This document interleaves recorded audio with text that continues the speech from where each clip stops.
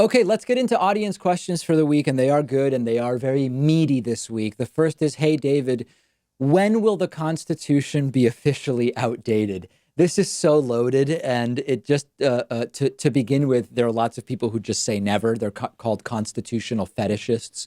Sometimes they call into the show. But if we want to have a sensible adult conversation, the first question is, what do you mean by outdated? If you mean, does the Constitution still effectively establish the federal government and give us the original set of powers for the federal government? It still does that. And in that sense, it's not outdated in that it still outlines the government that we have today. If the question, which I think is a more practical question, becomes, does the Constitution still serve as a relevant document to answer questions about how things should work today? The answer is that with every passing year, the Constitution increasingly fails to be a document that gives us those answers. So in many ways, the Constitution is already outdated. Look at the chaos around gun laws. Is it the guns that were around at the time of the Constitution's writing, or do we need to interpret which guns and types of arms fall under the jurisdiction of what the founders meant when the Second Amendment was established? It's immediate and total chaos. The problem is either it's outdated or it isn't. And the chaos starts when we start arguing about which pieces are outdated and in which way. And we start trying to suss out the intentions of the founders versus whether a totally literal interpretation should be applied. But if it is a literal interpretation, it should be applied based on the world that existed at the time that the Constitution or its amendments were written, not necessarily a literal interpretation based on 2019. That makes very, very little sense. And you end up just getting a kind of partisan strategy around the Constitution to argue one way when it favors your side politically and argue a different way when it doesn't favor your side politically. How does the First Amendment apply to the internet? The answer is it actually depends on whether a president has put conservative or liberal justices on the Supreme Court.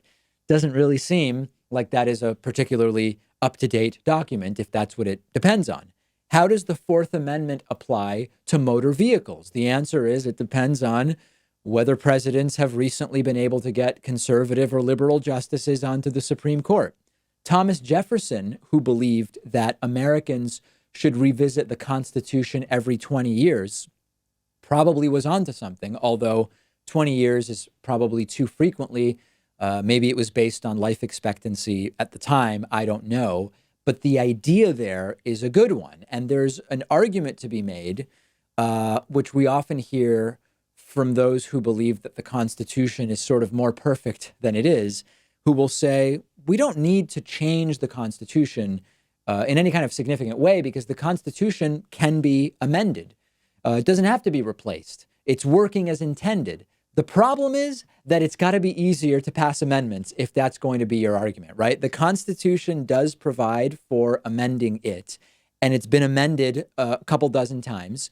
But in order to get an amendment through, it needs to be proposed either by Congress with a 2/3 majority vote in both the House and the Senate, or by a constitutional convention called for by 2/3 of the state legislatures. In modern politics, this is almost impossible.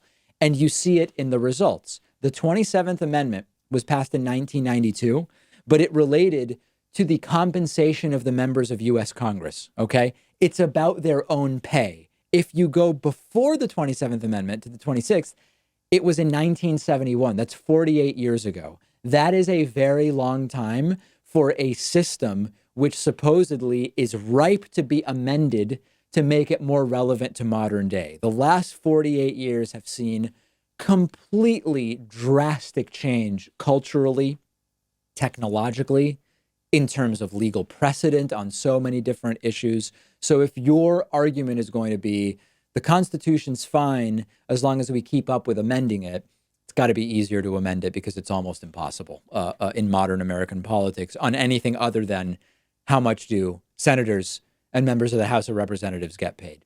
Let me know what you think, but I do believe that the Constitution is an outdated document already.